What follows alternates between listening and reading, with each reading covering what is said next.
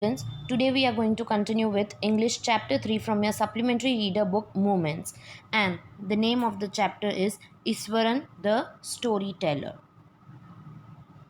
Like how we continue, I think I finished the first part of the chapter. Here I am continuing with the second part of the chapter.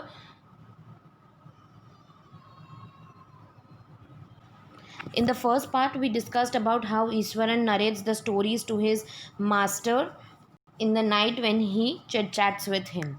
Okay, now I'm continuing. One day, a tusker escaped from the timber yard and began to roam about, stamping on bushes, tearing up wild creepers, and breaking branches at will. Okay, so now this one is still continuing with the story, and he's saying that one day this tusker can be an elephant with who has well developed tusk. Okay, so he's saying that he's stamping on the bushes, tearing up wild creepers, and breaking the branches at will, means as per his wish. You know, sir, how an elephant behaves when it goes mad. Okay, so this Iswaran is telling Mahendra that how you must be knowing how elephant behaves when it goes mad.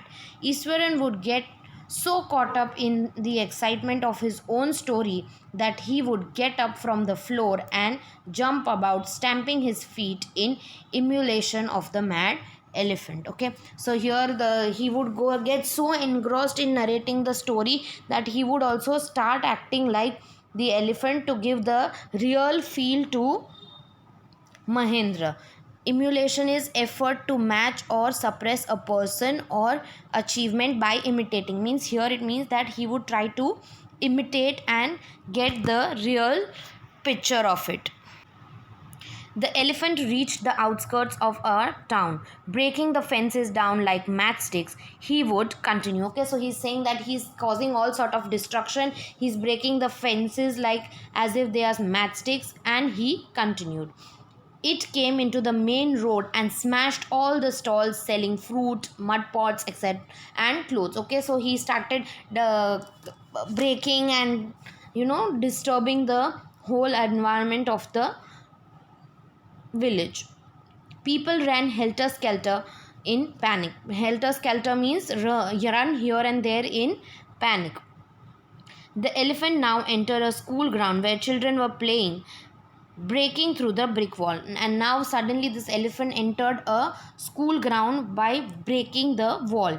All the boys ran into the classroom and shut the door tight. Okay, so all these, naturally these children are going to get scared, right? So they got scared and they ran into the classroom with and shut the doors tight.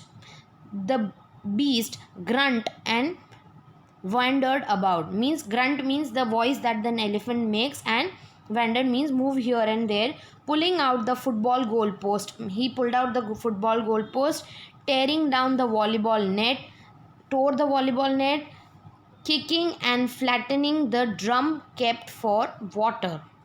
Okay, and then he broke the drum also, and uprooting the shrubs, started pulling out plants also. Meanwhile, all the teachers had climbed up to the terrace of the school building.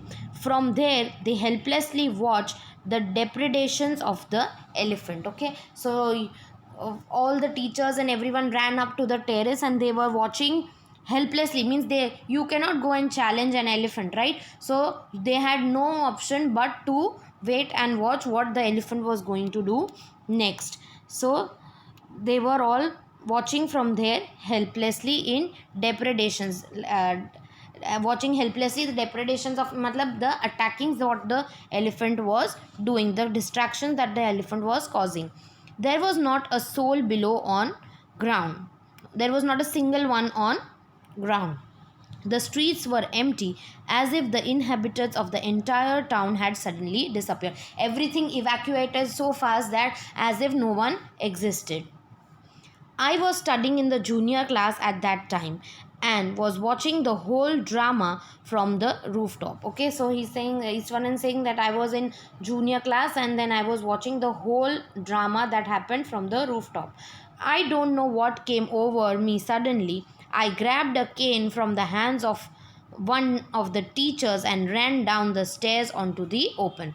So he's saying that I don't know what happened to me, but suddenly I took the cane from the hands of the teacher and ran downstairs in the open.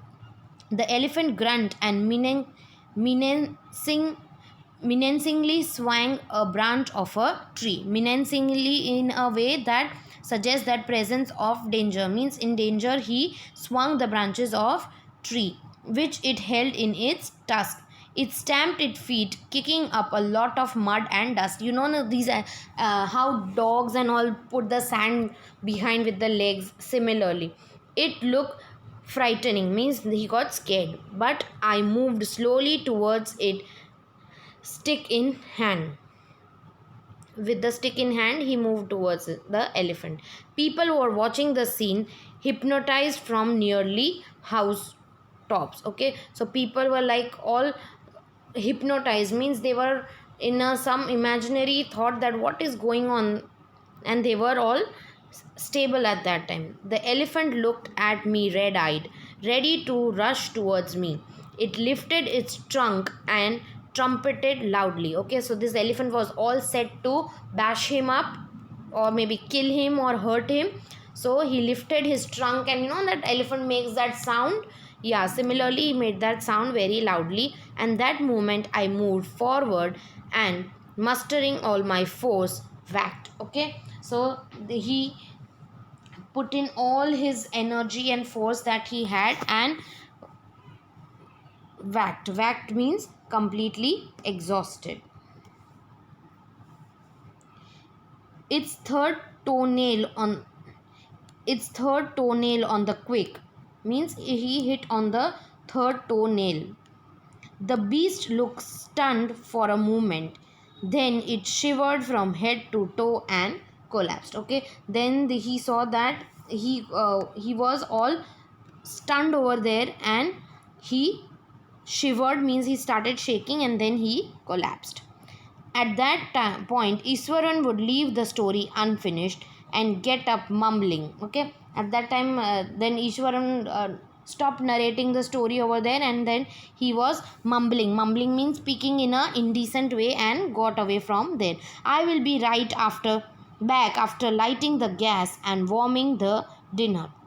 So he tells Mahendran that I will be right back. I'll just warm the dinner and come.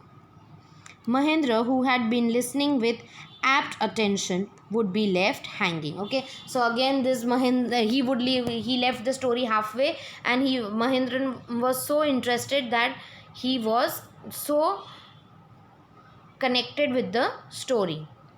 Mahendra would have to remind him that the conclusion was pending. Well, again then when Mahendra has to remind him that you have left the story halfway.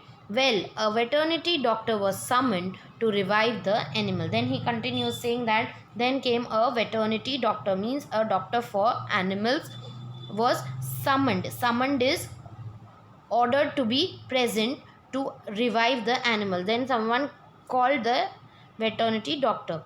Iswaran would shrug casually. 2 days later, it was led away by its Mahout to the jungle. Then 2 days later, his Mahout came and took him back to the jungle. Well, how did you manage to do it, Ishwaran?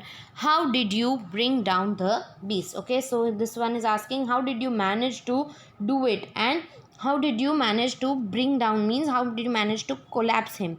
It had something to do with a Japanese art, I think, sir. That is karate or jujitsu, it is called. I had read about it somewhere. It temporarily paralyzes the nervous system you have. Okay, so he says that I had read it somewhere that this Japanese art temporarily paralyzes the nervous system, means every functioning of the nervous system stops for a while. Not a day passed without Ishwaran recounting some story packed with adventure, horror and suspense, whether the story was credible or not. Mahendra enjoyed listening it because of the in inimit- inimitable way in which it was told. Okay, so he was he didn't know whether the story was right or wrong, but he was enjoying it because the way it was imitated, he was caught up with it. Ishwaran to seemed to more than make up for the absence of a TV in Mahendra's living quarter. Okay, Ishwaran seemed to be making up, means he was fulfilling the absence of a TV in the quarter. One morning, when Mahendra was having breakfast, Ishwaran asked, "Can I make something special for dinner tonight, sir?" Okay, one day when this Mahendra was having breakfast in the morning, Ishwaran is asking, "Can I make something special? After all, today is an auspicious day. According to the tradition, we prepare various delicious delicacies to feed the spirits of our ancestors." Okay, so he says that, can I make something special, because today is some special day where we prepare feast for our ancestors. That night, Mahendra enjoyed the most delicious dinner and complimented Ishwaran on his culinary skills. Okay, and then he enjoyed the dinner prepared by Ishwaran and complimented on his culinary cooking skills. He seemed very pleased, but unexpectedly launched into a most garnished account involving the supernatural. "You know, sir, this entire factory area we are occupying was once a burial ground," he said. Okay, so he says that the factory in which we are living just now was once a burial ground. He started. Mahendra was jerked out of the pleasant reverie he had drifted into after the satisfying meal. Okay, so he got all astonished. "I knew on the first day itself when I saw a human skull lying on the path." Okay, so he says that there is something going on, some supernatural thing going on over here, and Mahendra also got drifted, means he also got shocked that what is it that Ishwaran is talking about. He said that, and Ishwaran says that, "I know on the first day itself when I saw a human skull on the path." He says that he saw a human skull on a path, so he is assuming that this was a burial ground. "Even now, I come across a number of skulls and bones," Ishwaran continued. Okay, so then he says that he is still coming across a number of bones and skulls and whatever on his way whenever he is going here and there. So this is the second part of the story. I hope you all have understood the chapter, and I'll be continuing with the third part very soon. Thank you.